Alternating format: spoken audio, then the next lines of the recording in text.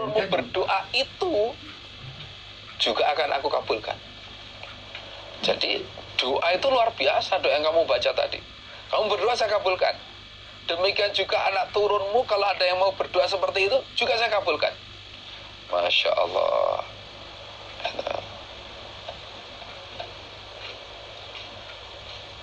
Wa ghafartu, dan mengampuni aku lahu pada ahad. Aku ampuni dosa-dosanya. Zambau pada dosanya. Aku ampuni dosanya. Wa farajtu, dan menghilangkan aku Allah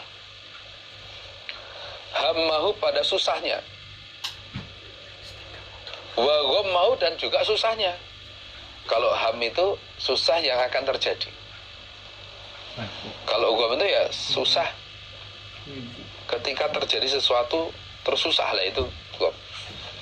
Kalau ham ini menyusahkan sesuatu yang akan terjadi. Lu kok bisa? Bisa. Karena bisa menyusahkan sesuatu yang akan terjadi. Nah, Pak Ma ini dalam kehidupan rumah tangga, berasnya tinggal 1 kilo.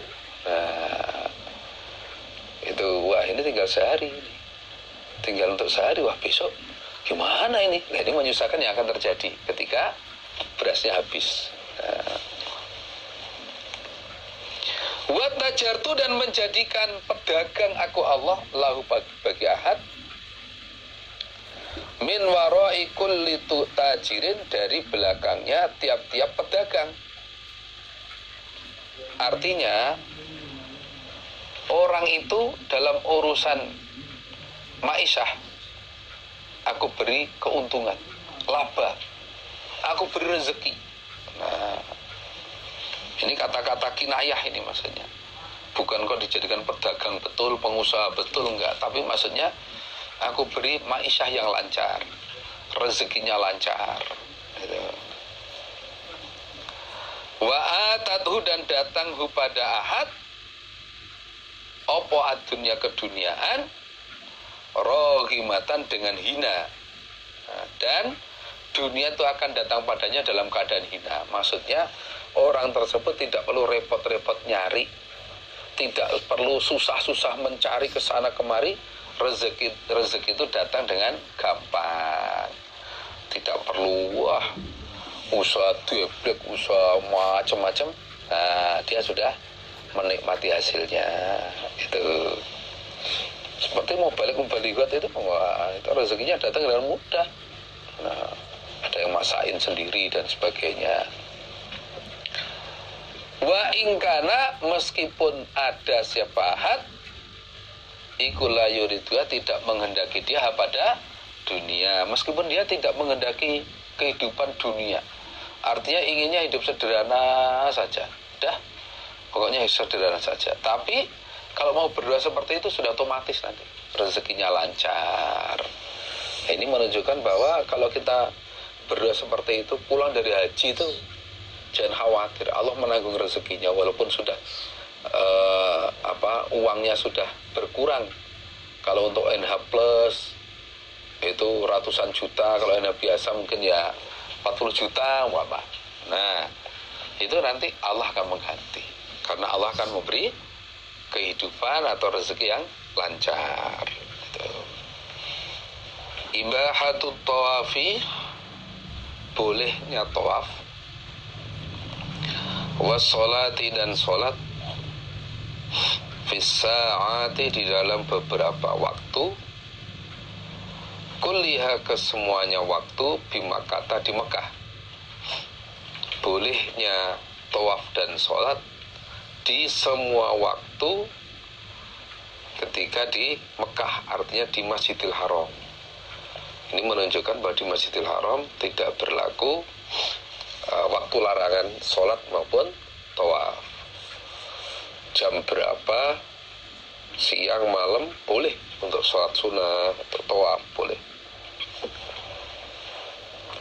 Akhbarana Abdullah bin Muhammad bin Abdurrahman qala hadatsana Sufyan qala hadatsana Abu Zubair an Abdullah bin Babah an Jubair bin Mut'im anna Nabiya, sesungguhnya Nabi sallallahu alaihi wasallam iku qala, bersabda Nabi, ya Bani Abdi Manaf, wahai Bani Abdi Manaf.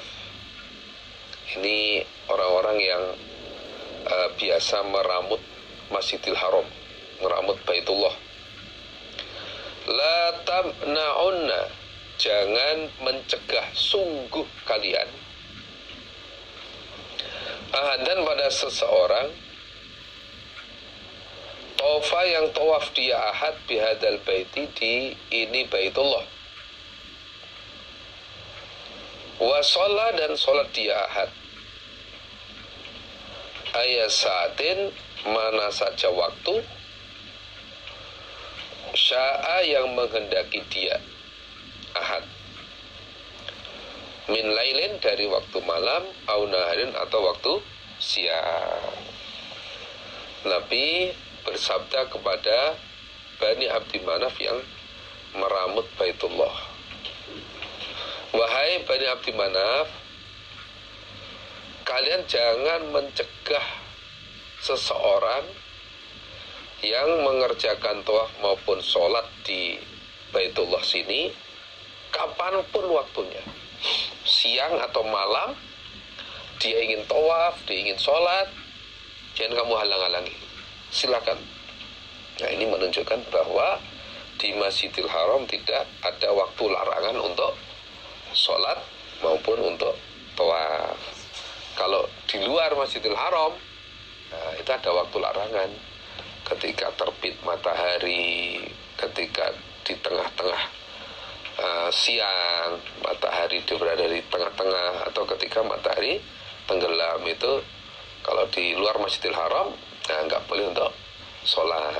Tapi kalau di Masjidil Haram boleh kapanpun. Babul maridi, babnya orang yang sakit, yatufu, tawaf dia, rokiban, dengan naik kendaraan.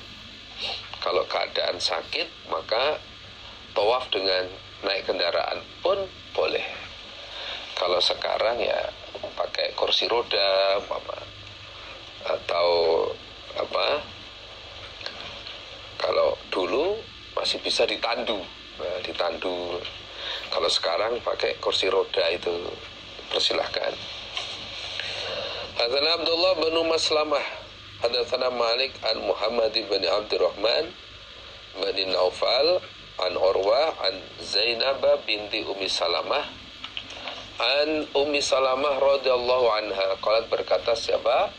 Ummi Salamah, syakautu, lapor aku, ila Rasulillah, pada Rasulullah sallallahu alaihi wasallam, ani, sesungguhnya aku, Ummi Salamah, iku astaki, sakit aku. Jadi saya lapor pada Nabi bahwa saya keadaan sakit. Faqala, maka bersabda Nabi itu, fi tawaflah kamu, Ummi Salamah, min wara'in nas, di belakang manusia. Wa anti, sedangkan kamu, Ummi Salamah, iku raqibatun, orang yang naik kendaraan. Kemudian oleh Nabi dijawab, silakan kalau keadaan kamu sakit, silakan kamu tawaf di belakang sana sambil naik kendaraan. Itu sehingga kalau memang keadaan sakit, ya boleh pakai kursi roda, boleh. Fatuftu, maka tawaf aku, Ummi Salamah, wa Rasulullah, sedangkan Rasulullah sallallahu alaihi wasallam iku yusoli, sedang sholat siapa Nabi, ila jambil bait, di dekat Baitullah. Waktu itu Nabi sedang sholat subuh di dekat Baitullah. Nah, saya tawaf di sana. Wa sedangkan Nabi ku yaqra'u, membaca siapa Nabi, bituri wa kitabim mastur, dengan surat Tur wa kitabim mastur. Ini menunjukkan bahwa perempuan itu ketika ada sholat wajib, umpama ada keperluan sehingga tidak mendatangi sholat wajib berjamaah di masjid, itu tidak apa-apa. Itu tidak apa-apa. Nah, terbukti Ummi Salamah ketika Nabi sholat, Ummi Salamah menggunakan waktu itu untuk tawaf di belakang. Nah, di belakang. Nah, tapi kalau mendatangi sholat wajib, ya lebih baik lagi. Bukan berarti itu dilarang, itu tidak. Umpama ikut sholat berjamaah di masjid itu lebih baik. Sehingga Ummi Salamah sendiri karena memanfaatkan waktu, kalau nanti ketika sakit ikut tawaf bersama mereka, takutnya berdesakan. Nah, sehingga waktu Nabi sholat digunakan untuk tawaf di belakang itu.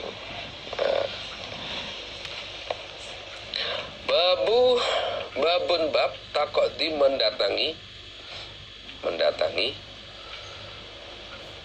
itu babun itu ya. Takodi mendatangi sopo alha itu orang yang haid al-manasika pada beberapa ibadah haji kullaha kesemuanya, illa tawaf kecuali tawaf bil baiti di Baitullah. Wa idza sa'a, dan babnya ketika sa'i siapa orang ala ghairi wudu'in, atas selain wudu, baina Safa wal Marwah, di antara bukit Safa Marwah. Bab yang menjelaskan bahwa perempuan ketika haid itu mengerjakan semua ibadah haji kecuali tawaf. Kenapa? Karena tawaf ada di dalam masjid, sehingga tidak mungkin dilaksanakan karena keadaannya haid. Nah, ini menunjukkan bahwa perempuan yang haid itu nggak boleh masuk masjid. Itu. Dan terus kapan tawafnya? Ya nanti setelah suci. Nunggu setelah suci baru tawaf. Wa idza sa'a ala ghairi wudu'in baina Safa wal Marwah, dan bab yang menjelaskan bahwa ketika sa'i Safa Marwah itu tidak harus keadaan wudu. Tidak harus dalam keadaan wudu. Suci itu tidak. Umpama habis hadas, ya sudah, mau wudu ya silakan, enggak juga enggak apa-apa. Beda dengan tawaf. Kalau tawaf di Baitullah harus keadaan suci berwudu. Batal wudu dulu. Setelah wudu baru melanjutkan tawafnya. Itu. Tapi kalau sa'i meskipun batal berhadas, umpama tidak wudu nggak apa-apa. Itu menunjukkan bahwa sa'i tidak harus keadaan suci, tidak harus keadaan berwudu, itu tidak. Hadana Abdullah bin Yusuf akhbarana Malik an Abdurrahman bin Al-Qasim an abihi an Aisyah radhiyallahu anha anna sesungguhnya Aisyah qalat, berkata Aisyah, qadim tu datang aku Makkah di Mekah, wa ana sedangkan aku iku haidun orang yang haid, walam atuf dan belum tawaf aku bil baiti di Baitullah, wala dan tidak baina Safa wal Marwah. Nah, saya tiba di Mekah dalam keadaan haid sehingga saya belum bisa melaksanakan tawaf di Baitullah dan sa'i Safa Marwah. Karena sa'i Safa Marwah dikerjakan setelah tawaf. Itu. Sehingga ketika keadaan haid ya nggak bisa tawaf, otomatis nggak bisa sa'i.